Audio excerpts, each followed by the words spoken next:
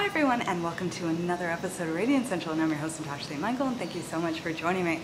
So today is my 37th birthday, and to celebrate my birthday, I have made a list of 37 things that keep me healthy, happy, and young. And what I'm going to do in today's video is go over 7 of those 37 things, and the rest I've made a whole list, I've written out, and I've posted it on today's blog post at radiantcentral.com, so you can check out the entire 37 things that make me healthy, happy, and young. So the first thing is to avoid repetitive squinting and scrunching and movement of the face. This is a big one to avoid fine lines and wrinkles, is that a lot of times people tend to constantly be squinting or straining their face or contorting it in certain ways over and over again. And the obvious thing is things like being in the sun. It's good to wear sunglasses so you're not squinting all the time, or walking on the shadier side of the street. But I've also noticed that there's daily activities where people tend to repetitively be scrunching up their face, and this includes going to the gym and lifting weights. I see this a lot where people go, they grab the weights, and as they're pulling it up, they scrunch up their face, release it, and they do it over and over and over again. And when you think about it, is that, they might be at the gym for 30 minutes to an hour, and they're constantly scrunching up their face. They do this 5 times a week for years and years on end, or decades that they're working out doing that same movement of the face. And over time, it's going to develop fine lines and wrinkles. So my suggestion is to be aware, be conscious as to when you're moving your face in a repetitive way that you don't really need to. And try and keep an expressionless face and give your face and its muscles and the skin time to relax.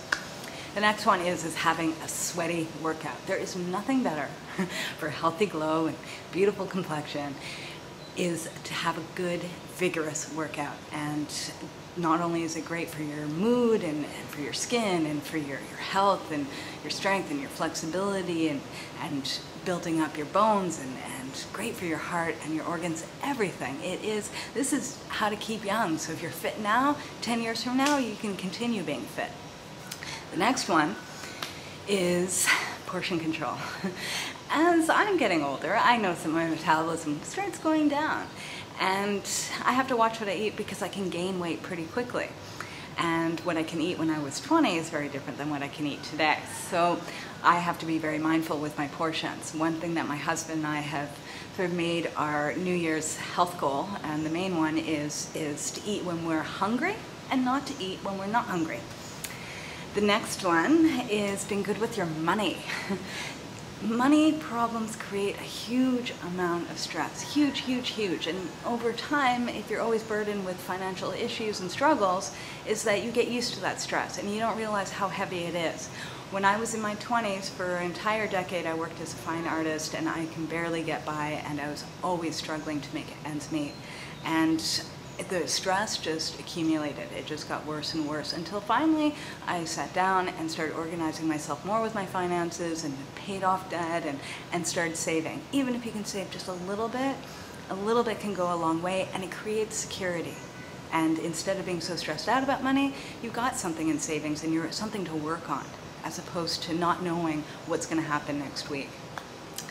The next one is taking time out for yourself. Huge one. Huge one. A lot of times we're so busy, going to work, going to school, taking care of the kids, taking care of the family. No time for ourselves. And in order to bring down the stress, you need to take time for yourself. And that could either be 20 minutes to a half an hour or an hour a day, where it's just you time.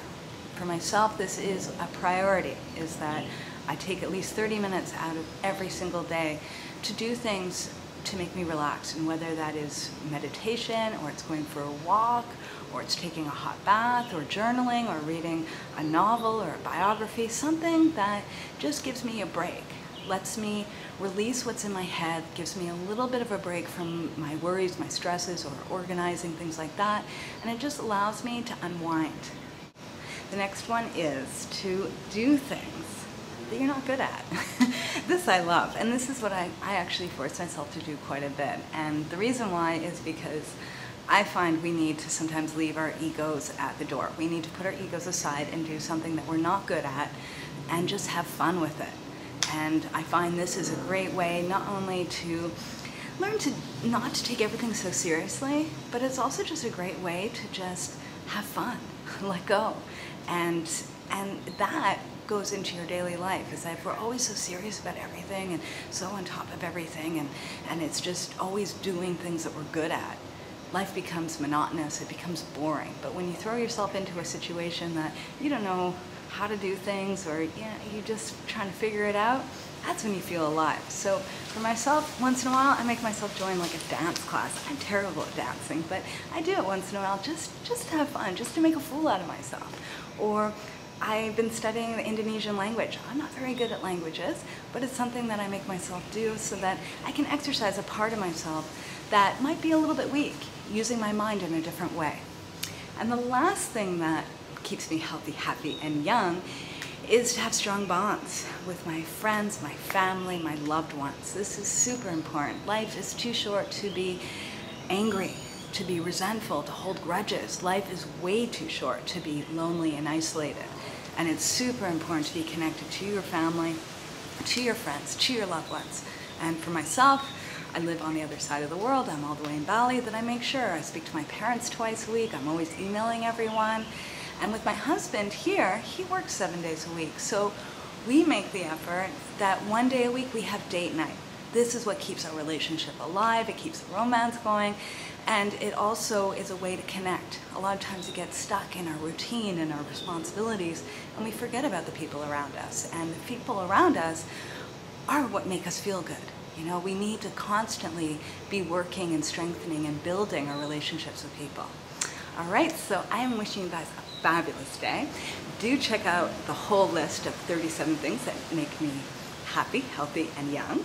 And I just want to thank everyone too for all your well wishes and happy birthday emails and Facebook and all that. I really, really appreciate it. It really touches me.